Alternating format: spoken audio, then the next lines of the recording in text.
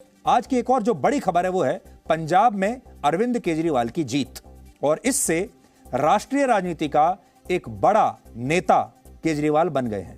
आम आदमी पार्टी कांग्रेस के बाद देश की दूसरी ऐसी पार्टी बन गई है जिसने पार्टी के गठन के 10 वर्षों के अंदर ही 2 राज्यों में अपनी सरकार बना ली है, और यह कारनामा बीजेपी भी अपनी स्थापना के 10 वर्षों में नहीं कर पाई थी।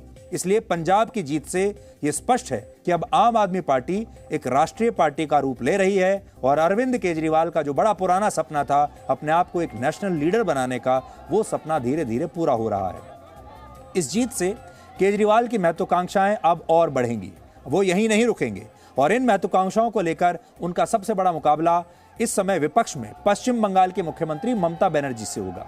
आज केजरीवाल ने अपनी अपकमिंग इनिंग को लेकर क्या नए संकेत दिए हैं, नई पारी को लेकर, आप पहले ये सुनिए। पंजाब के नतीजे बहुत बड़ा इनकलाब है, बड़ी बड़ी कुर्सियां हिल गई हैं आज पंजाब के अंदर।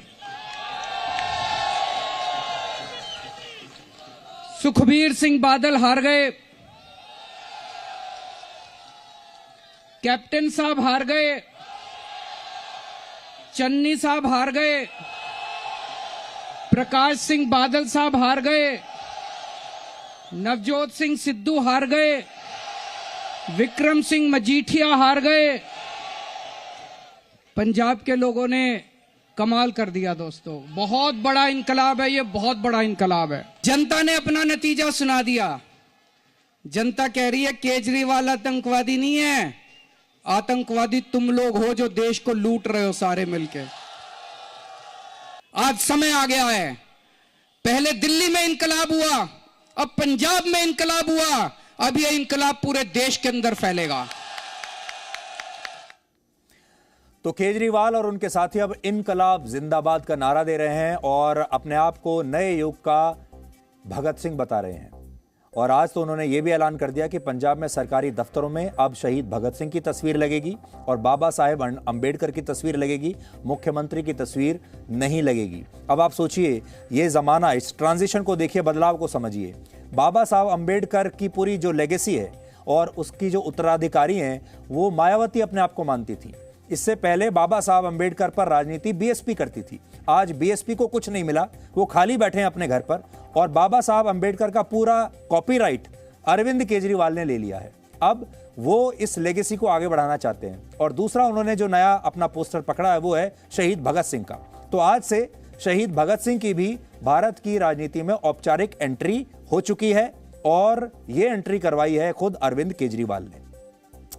केजरीवाल का एक बड़ा बयान जो है बड़ा चर्चा में रहा था, जिसमें उन्होंने कहा था कि वो एक स्वीट आतंकवादी हैं। तो बीजेपी की बातों पर सारे राज्यों में तो लोगों ने विश्वास कर लिया, लेकिन जिस कुमार विश्वास ने केजरीवाल पर खालिस्तान का समर्थन लेने का आरोप लगाया था, खालिस्तानी संगठनों का समर्थन लेने का, उस कुमार विश्वास पर पंजाब की जनता ने विश्वास नहीं किया। और केजरीवाल ने जो कहा था कि मैं तो स्वीट आतंकवादी हूं, पंजाब की जनता ने उस बात को मान लिया और कह दिया कि वाकई में केजरीवाल बड़े स्वीट आतंकवादी हैं। ये सारे मिलके क्या कह रहे हैं? ये कह रहे हैं कि केजरीवाल प्लानिंग कर रहा है, 10 साल से प्लानिंग कर रहा है भारत के 2 टुकड़े करने की, और उसमें से एक टुकड़े का ये प्रधानमंत्री बनना चाहता है। मतलब कुछ तुक है इसमें। कह रहे हैं 10 साल से चल रहा है, 10 साल में तो कांग्रेस की भी सरकार थी, बीजेपी की भी अब सरकार है 7 साल से, तो ये इन्होंने गिरफ्तार क्यों नहीं किया? ये तो बहुत बड़ा आतंकवादी हो गया मैं तो, है ना। इतना बड़ा आतंकवादी तो शायद आज तक पैदा ही नहीं हुआ होगा कि मैं 2 टुकड़े करना, तो ये इनको तो अभी तक मुझे गिरफ्तार कर लेना चाहिए था। इनकी एजेंसीज क्या काम कर रही हैं? ये सारी इतनी सारी IB, रॉ, फलाना ढिमका, इतनी एजेंसीज क्या काम कर रही हैं जी? ना कांग्रेस वालों ने मेरे को गिरफ्तार किया, ना इन्होंने गिरफ्तार किया।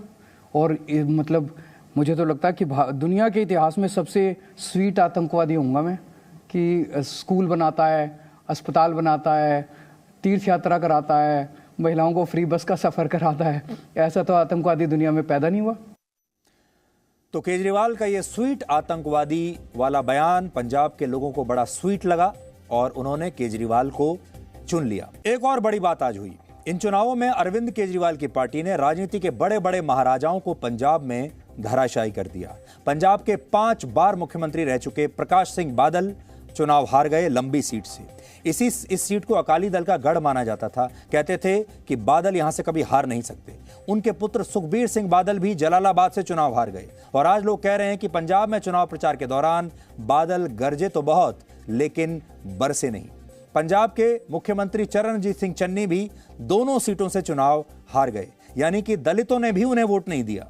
नवजोत सिंह सिद्धू भी अमृतसर ईस्ट से अपना चुनाव हार गए, यानी सिद्धू कांग्रेस के लिए टाइटैनिक जहाज पर सवार उन म्यूजिशियंस की तरह साबित हुए जो ना तो खुद को बचा पाए और ना ही अपनी पार्टी के जहाज को बचा पाए। सिद्धू के अलावा विक्रम सिंह मजीठिया, कैप्टन अमरिंदर सिंह, उत्तराखंड के मुख्यमंत्री पुष्कर सिंह धामी और पूर्व मुख्यमंत्री हरीश रावत भी चुनाव हार गए। और ये सारे बड़े बड़े नेता थे जो खुद को राजनीति का महाराजा मानते थे, लेकिन इन सब नेताओं की बुरी तरह से हार हुई है। और एक लाइन में अगर मैं आपको कहूं, पंजाब में लगभग सभी बड़े नेताओं को यह शौक है, वो बड़ी बड़ी एसयूवी गाड़ियों में चलते हैं, लेकिन इन नेताओं को आज स्कूटी चलाने वाले गुमनाम उम्मीदवारों ने हरा दिया। तो वो अपनी स्कूटी से चुनाव प्रचार कर रहे थे और ये बड़े बड़े नेता अपनी बड़ी बड़ी एसयूवीज में 50-50, 100-100 गाड़ियों का काफिला लेकर हजारों कार्यकर्ताओं के साथ, जिंदाबाद के नारों के साथ ये चुनाव प्रचार करते थे। लेकिन जनता ने आज इनकी बड़ी बड़ी एसयूवीज को नकार दिया और स्कूटी वालों को चुन लिया। सिद्धू को लगभग 7,000 वोटों से हराने वाली आम आदमी पार्टी की नेता जीवन ज्योत कौर, शायद आपने नाम भी नहीं सुना होगा इनका, ये स्कूटी पर चुनाव प्रचार कर रही थी। यानी एक तरफ तो उनकी स्कूटी थी और दूसरी तरफ सिद्धू की बड़ी सी एसयूवी गाड़ी थी, लेकिन सिद्धू इनसे हार गए। सिद्धू के अलावा इस सीट पर उनका मुकाबला अकाली दल के विक्रम सिंह मजीठिया से भी था और वो भी इनसे हार गए।